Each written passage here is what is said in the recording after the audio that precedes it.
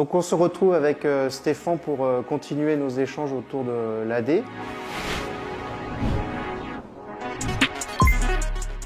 Est-ce que ça vaut la peine de reconstruire l'Active Directory? Il y a beaucoup de dossiers où on intervient, alors c'est pratiquement 9 fois sur 10, on entend « Ah, il faut reconstruire l'Active Directory, tout est cassé, il faut le reconstruire ». Est-ce que ça c'est une réalité? Qu'est-ce qu'il en est vraiment? C'est pas toujours nécessaire de reconstruire tout l'Active Directory. Assez souvent, on fait plutôt ça pour se donner bonne conscience, être sûr de repartir sur un terrain sain et neuf. Mais il est nécessaire potentiellement de le reconstruire si jamais on a vu que l'attaquant avait fait des modifications sur l'Active Directory, des modifications profondes. Il faut savoir que chaque modification va être journalisée et donc on va pouvoir savoir quelles sont les modifications qui ont eu lieu depuis que l'attaquant est arrivé. Dans un certain nombre de cas, il n'est pas forcément nécessaire de reconstruire tout l'Active Directory. Juste l'assainir sur quelques points est suffisant et on peut repartir avec un Active Directory. D'ailleurs, lors de nos réponses à incidents, assez souvent, on ne reconstruit pas complètement l'Active Directory, on fait en sorte de l'assainir. Dans certains cas, ce n'est pas assez complet et donc l'option de repartir sur un nouveau contrôleur de domaine avec un nouvel Active Directory est privilégiée. Mais dans un certain nombre et dans la majorité, je dirais même des cas, réellement, un assainissement et une revue complète de l'Active Directory peut suffire pour réussir à repartir sur des bassines. Alors ça, c'est très intéressant ce que tu es en train de dire parce que nous, ce qu'on voit, ce que raconte souvent le terrain, les prestataires techniques, c'est qu'il faut reconstruire, qu'on a commencé à reconstruire, etc. Alors, si je comprends bien, la plupart du temps, on peut conserver son AD, simplement vérifier. Alors il y a quand même un petit point, tu expliques que tout ce qui est fait dans l'AD est journalisé, donc y compris ce qui est fait par l'attaquant ou le groupe d'attaquants. C'est quelque chose qu'on peut identifier rapidement en réponse à incident, les actions de l'attaquant dans l'AD, ou ce réflexe de vouloir reconstruire tout de suite est quelque chose qui est justifié par une certaine prudence ou par un certain délai pour trouver ce qu'a fait l'attaquant? Alors il y a plusieurs raisons. En effet, il y a la temporalité de pouvoir analyser ce qui s'est passé. C'est pas toujours évident de réussir à savoir ce qu'a fait l'attaquant exactement. Il y a une deuxième raison qui est que l'entreprise va avoir besoin de fonctionner. Et donc, tant qu'on fait les investigations et que les contrôleurs de domaine, entre guillemets, sont saisis pour analyse, il est intéressant de pouvoir reconstruire un autre contrôleur de domaine et un autre domaine à côté pour pouvoir recommencer une activité. Et il y a une troisième raison sur laquelle reconstruire peut être intéressant, c'est repartir d'une base saine et mettre en place des niveaux de sécurité qui n'étaient pas mis en place avant. Par exemple, un modèle de tiers pourra être facilement mis en place sur un nouvel Active Directory et là, ça peut être intéressant. J'ai envie de dire que si jamais une reconstruction doit avoir lieu, il ne faut pas que ce soit une reconstruction à l'identique. Il faut que cette reconstruction soit utilisée pour recréer un nouvel Active Directory durci et qui pourra perdurer donc de façon saine plus longtemps. Alors, une petite question comme ça, un Active Directory, un AD, ça se sauvegarde tous les jours? Oui, on peut le sauvegarder tous les jours, toutes les semaines, comme on veut. Déjà, si vous avez plusieurs contrôleurs de domaine, ils vont se synchroniser entre eux. Au final, vous avez déjà une copie entre les contrôleurs de domaine. Même s'ils sont... Donc si un est compromis, l'autre va être compromis, c'est ça? Dès qu'on modifie un, ça va être répliqué sur les autres, puisqu'il faut qu'ils soient synchronisés de toute façon. Donc, oui, faire des sauvegardes de son Active Directory, c'est important pour deux raisons. La première, pour pouvoir déjà repartir d'un état, pour une raison X ou Y, c'est même pas forcément une attaque informatique, ça peut très bien être un problème qui est arrivé dans la structure, un incident autre.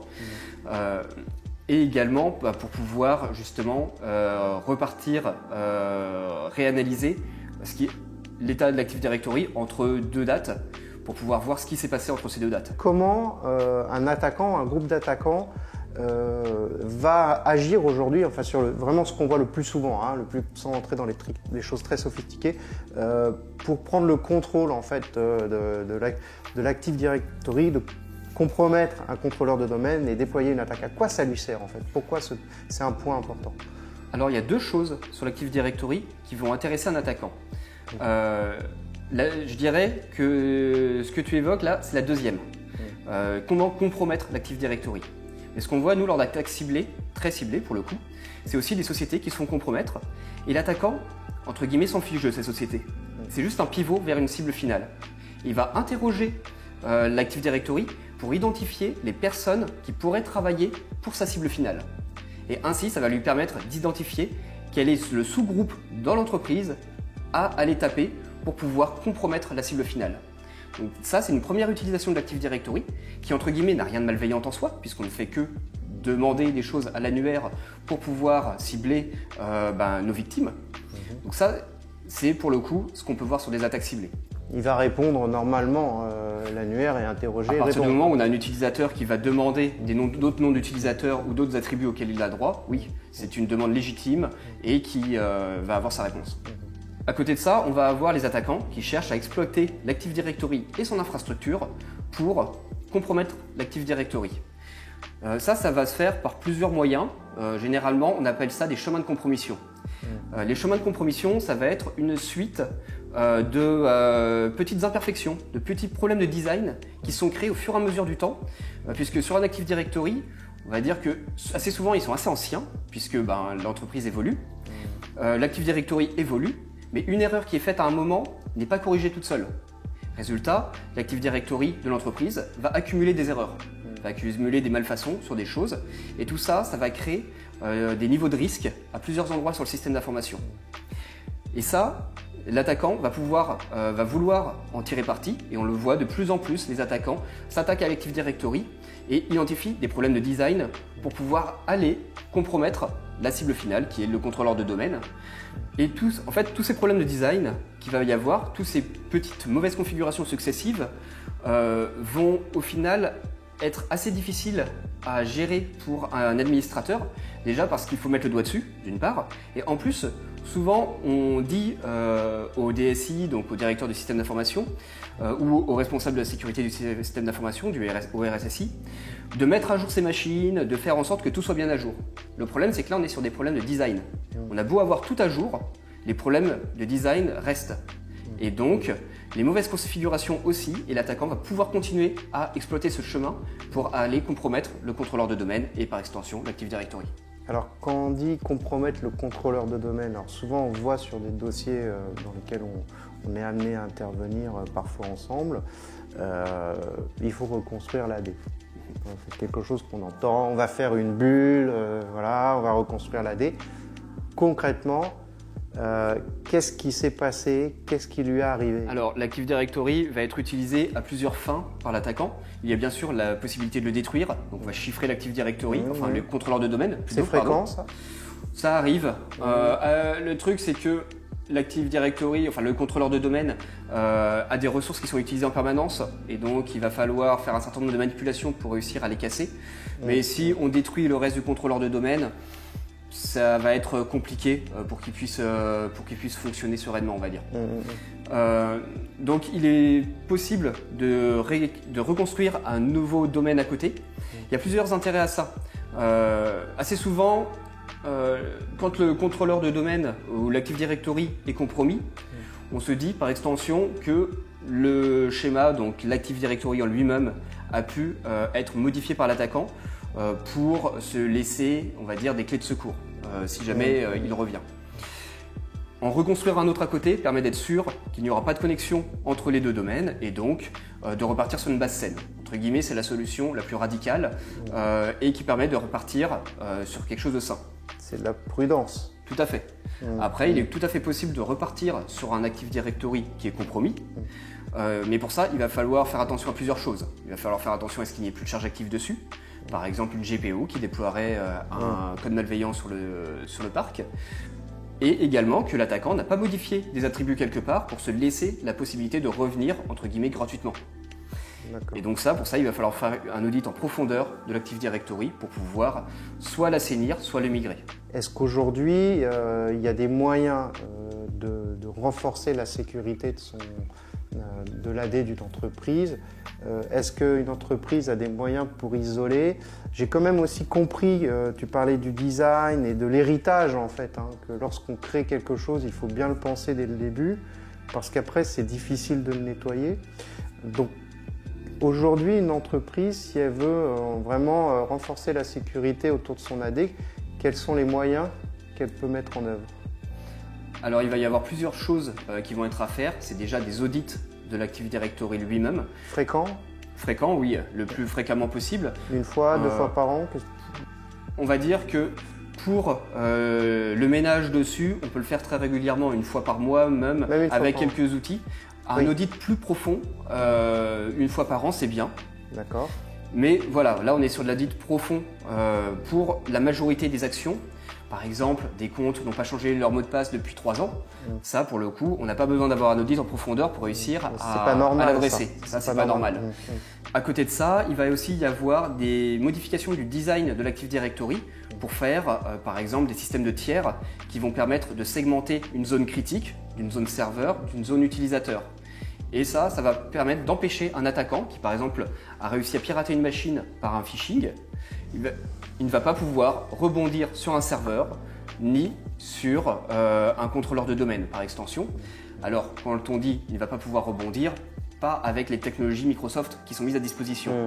Par contre, il y a le reste des technologies, comme on en a parlé tout à l'heure, qui vont pouvoir être exploitées et qui vont faire, entre guillemets, des trous dans la raquette. Mais déjà, on va avoir un système d'information qui sera beaucoup plus durci parce que pour arriver au contrôleur de domaine, le contrôleur de domaine, lui, va exposer assez peu de services et va donc être très très difficile à compromettre. Alors, rapidement, le tiers, donc 3, on est d'accord. On parle de... Pour expliquer un peu ce que c'est le tiers, c'est 3 couches. Comment ça marche schématiquement? C'est des, on va dire, des niveaux d'accès, c'est ça, ou des niveaux de droit. On va avoir la partie contrôleur de domaine et personnes faisant l'administration de ces contrôleurs de domaine. Donc ça, c'est la zone la plus critique. Seules les personnes qui sont dans cette zone-là peuvent accéder et modifier cette zone-là. Ce qui fait que si on veut, par exemple, si on a même, admettons, récupéré le mot de passe de l'administrateur, eh bien, on ne va pas pouvoir, depuis une station utilisateur, pouvoir se connecter au contrôleur de domaine avec. Tout simplement parce que la station utilisateur ne fait pas partie de la zone tiers 0, donc la zone rouge, on va dire. Pareil, si on est sur un serveur, on ne va pas pouvoir. Et l'objectif, c'est réussir à segmenter 3 zones comme ça pour pouvoir rendre l'attaque la plus difficile possible à l'attaquant pour pouvoir s'élever les droits sur le système d'information. D'accord, donc il y a cette méthode-là pour sécuriser l'AD. Nettoyer, corriger le design, qui est peut-être quelque chose d'un peu plus lourd. Oui, un petit... Pas forcément plus lourd, puisque le design, pour un certain nombre de choses, ne vont pas demander des actions énormes. Le plus difficile, ça va être de les identifier. Aujourd'hui, il y a des outils qui sont pour certains gratuits, d'autres payants, qui vont permettre de faire la supervision de tout ce qui se passe sur l'infrastructure ou juste de faire un état des lieux. Et à partir de là, déjà, on va pouvoir corriger un certain nombre d'éléments. Il y a aussi l'ANSSI qui a publié des guides sur l'assainissement de l'Active Directory. Donc aujourd'hui, contrairement à il y a 10 ans, on a pas mal de littérature et on a pas mal de ressources qui nous permettent de pouvoir assainir un Active Directory. Le plus difficile pour un admin pour assainir cette infrastructure, c'est de réussir à passer le cap de « je risque de faire une bêtise de tout casser ». Comme on touche vraiment au cœur de l'entreprise, c'est vrai que assez souvent, avant de faire une modification, il y a un certain nombre de tests à mener pour être sûr que ça n'ait pas trop d'impact au niveau de l'infrastructure. On va peut-être faire une petite sauvegarde, non? Quelque chose comme... Ça vaut le coup de faire une sauvegarde et de vérifier ses backups. Je développe pas en prod, tu vois, directement. Alors, est-ce qu'il existe d'autres choses pour sécuriser, pour durcir un peu l'AD? On peut encore réussir par extension à mettre des systèmes d'authentification un peu plus durcis, mais j'ai envie de dire, c'est même dans un deuxième temps déjà réussir à avoir un AD qui est sain au niveau de ses connexions et au niveau de son design. Et après, on peut recommencer à rajouter des choses, de la complexité avec par exemple des cartes à puce ou d'autres technologies. Ça, ce que tu viens de dire, ça intéresse quand même les RSSI, les DSI, de savoir qu'aujourd'hui, par rapport à ce qu'on pouvait voir il y a 10 ans, on a des outils, des méthodes qu'on trouve plus facilement d'ailleurs, certainement moins coûteuses et qui permettent d'avoir une certaine hygiène autour de cet annuaire qui est la colonne vertébrale en gros du SI de l'entreprise. Eh ben, écoute, merci Stéphane d'être venu échanger avec nous autour de ce sujet qui est quand même assez important et qu'on croise souvent nous dans les dossiers, l'AD qui est ciblé, qui est souvent cassé, qui est souvent à reconstruire et qu'on connaît mal paradoxalement. Donc, merci beaucoup. Merci à vous de m'avoir reçu. Merci à vous d'avoir suivi ces 2 vidéos dédiées à l'Active Directory. Nous espérons que cet éclairage vous aura été utile. À bientôt avec CNC Expertise votre partenaire cyber.